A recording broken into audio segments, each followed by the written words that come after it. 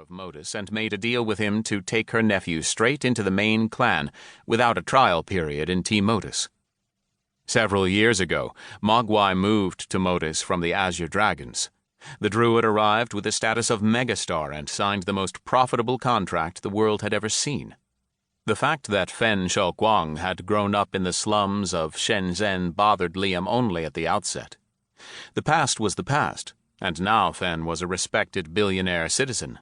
The young men quickly found common ground.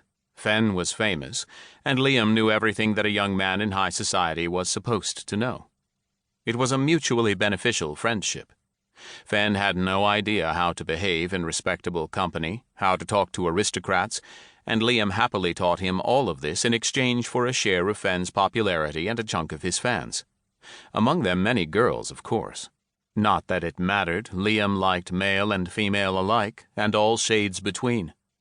Most of all, by making friends with Mogwai, Liam was freed from routine clan duties. In other words, Mogwai had the privilege of going on exciting quests, and Liam tagged along with him.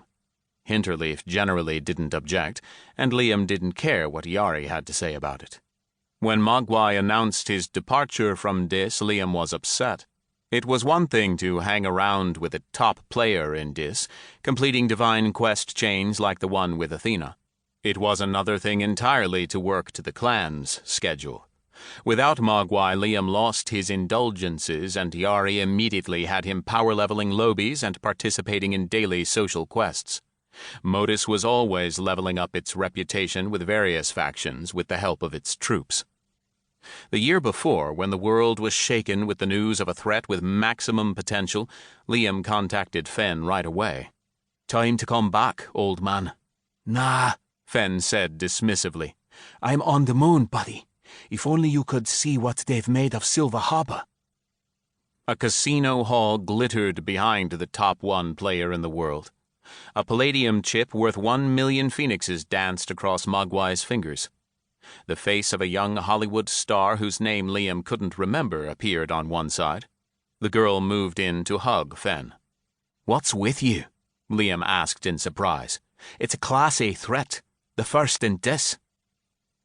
"They won't find him until he shows himself, bro. Believe me," Mogwai said, rubbing his eyes, yawning and spraying some accelerant into his mouth. He looked tired, as if he'd spent days at a poker table.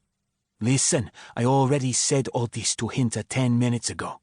We agreed that I'll come back when there's something concrete."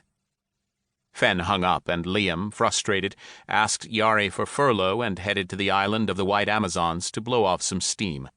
Elizabeth's taste and stringent standards for applicants were the envy of the best modeling agencies. Discipline was strict on the island. Outsiders and males generally weren't allowed in, so when broad-shouldered and tall Liam arrived, it was like Christmas for the girls. He spent almost half a year on the island, enjoying all the privileges of the clan leader's nephew. To the Amazons, Elizabeth was everything, playing the role of mother, best friend, and employer. In early April, Liam flew off to Distaval. Before the opening ball, his aunt pulled him off to one side, pointing at a comely girl wearing high heels and a black evening gown, her blonde hair carefully styled. "Her name is Melissa," she said. "Tissa from the Awoken, champion of the junior arena." "You want to recruit her? She's kind of clumsy." As he spoke, the girl walked to the champagne table, slipped on her high heel, and stumbled. "We can teach her etiquette. In all other respects, she's a suitable candidate. Sure, she's an ugly duckling now, but a little work and we'll make her into a swan. Anyway, that isn't why I'm telling you about her." Under normal circumstances, he wouldn't have looked at her twice, and if he'd known what sort of family she was from, then not even once. But Melissa Schaefer turned out to be Alex Shepard's girlfriend. Hinterleaf was sure that boy was the fabled top threat. For everyone else, Scythe was just one of many suspects, but the old man had a nose for such things. Liam didn't know what the head of Modus had said to his girlfriend Elizabeth, but his aunt, which meant Hinterleaf, had given the order to find a way into her good graces.